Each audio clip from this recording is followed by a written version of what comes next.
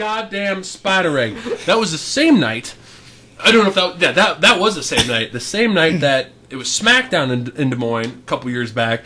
And if anybody ever went to that show in the Midwest, that was the night Mark Henry stood in the ring for... do you remember? Do you know what I'm talking about? That was the same night that... okay, you know what I'm talking about. That's when Christian turned heel.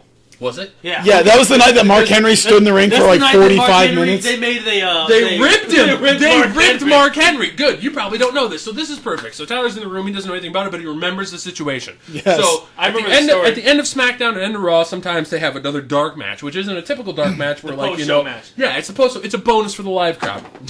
That's just crossed. Yeah, exactly. And so Mark Henry comes out. And I'll set up the scene. So you hear Mark Henry's music. He's coming out. Troy and I are backstage watching a cabinet with the monitors. And we're over by where our stuff is, the fuckers' locker room. And we see Mark Henry come out.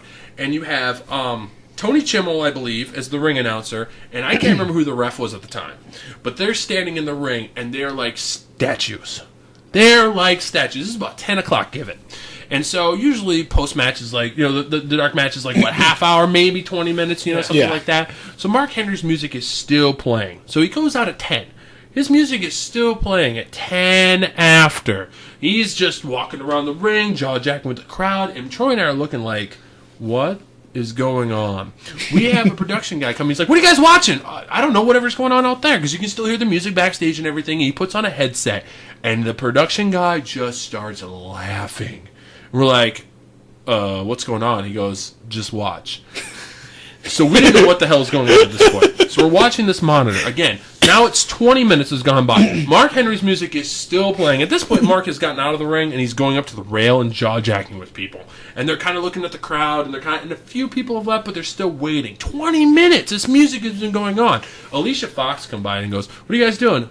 Watching Mark? I don't know. This guy says to stay away. The production guy's still there just chuckling. The production guy left. Alicia leaves. 30 minutes goes by. Mark Henry is still in the ring. And at this point, he comes back in, and you can tell on his face. Because he makes two faces. It's either mad or nothing.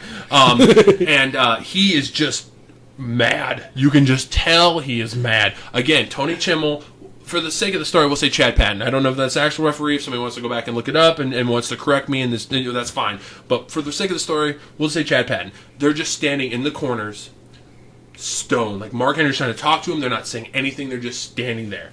40 minutes has gone by. Mark Henry's in the ring, stomping around mad, still jockeying with the fans. As they're starting to leave, now the camera at this point, like on the Tron, is doing like the kiss cam thing. And for some reason, it decides to pan to these hillbillies just sucking each other's faces up. And they're like, oh my God, that's disgusting. And then you hear on the loudspeaker, get off them, go back to Mark. 45 minutes has gone by. His music is still playing. He's still in the ring. Chad Patton and Tony Chimmel are still standing like statues. The announce team is still out there. And Mark is just peeved off.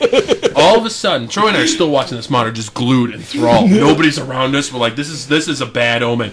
All of a sudden, shooka dooka quack quack. Booker T comes by. What y'all doing? We're watching Mark.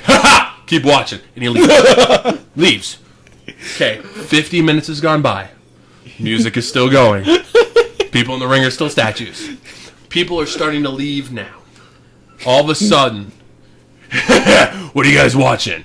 It's freaking NXT trainer Hugh Morris. Bill DeMott. Bill DeMott, thank you. Bill DeMott comes by.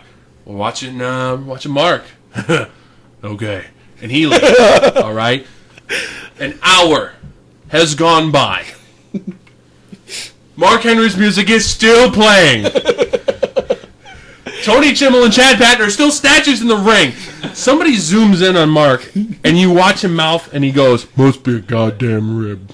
The arena is starting to be half empty. Then, all of a sudden, there's a bunch of divas asking us what's going on. We're recapping what's going on, and then all of a sudden, after an hour and 5 minutes, they hit Hornswoggle's music. Somebody screams, don't they know Hornswoggle left? And then all of a sudden they smash Vince's music. Somebody goes, don't they know Vince already left? And then, but we're not even anywhere near Gorilla. We're not anywhere near so nobody could hear that. So I don't know if it did get relayed or not. So it's been an hour and 15 minutes. all of Mark Henry's music, then Hornswoggle, then Vince, then all of a sudden, to a half-empty arena, Chad Patton goes, "Thanks, everybody, for enjoying the WWE experience. We'd like to remind you to get home safely and have a great evening." And I've never seen Chad Patton and Tony Schimmel move so fast in their lives. I look at Troy and I go, "We got to get the fuck out of here. Something bad is going to happen." So we run back down the hall to get our stuff. We grab it. They tell us, like, when you park at the Wells Fargo, I mean, for the people that are in Des Moines, like, if you're coming in, like, the one-way street as you're coming back up past the river, that's where you sneak into the building. When they tell us we leave, there is valet like, they valet your car, but it's all the way on the other side over by Vets. Yeah. You know, where there's this big freight elevator and everything. So we have to take this elevator down, go down this long hall, and go over there. Well, we tried to leave, because they said, "Oh, they got your valet cars where you came in." Somebody misinformed us, because as we're getting ready to leave, all of a sudden we hear all this running. And all I see is a herd of black and white just rushing past us out. And in the middle of this herd of black and white zebras is Billy Kidman. And so we have to walk past Gorilla, because that's the way we came in. We walk past Gorilla. Security guard goes, "If you guys are looking for your cars, they're actually over there by the freight elevator." We're like, "Oh!" So we quick U-turn, and as we turn, there he comes. Mark Henry, screaming, "Where the fuck is Vince? Where the fuck is Triple H? Where the fuck is Freddie Prinze? I don't appreciate this shit!" And he kicks the door off the hinges. Boots a door right off the hinges of the Iowa Event Center.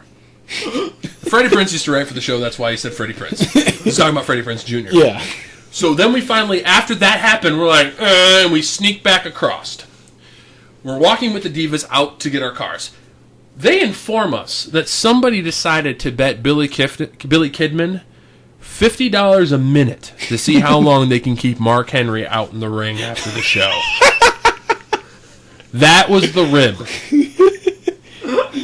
We got out of the Iowa Event Center, and we were invited by Josh Downer and company with Jeremy Hall and Joey Burt to go eat at IHOP, and I think with Donner's wife and Donner's kids and everything, and we're like, "No, we're just going to go," because I think I had to go back up to Fort Dodge and drop off Troy and everything. And we, I'm pretty sure Troy tweeted, he goes, "The streets will run red with blood throughout the Des Moines River. Good luck getting out alive, Des Moines. Mark Henry's on the loose." Thanks for everything, WWE.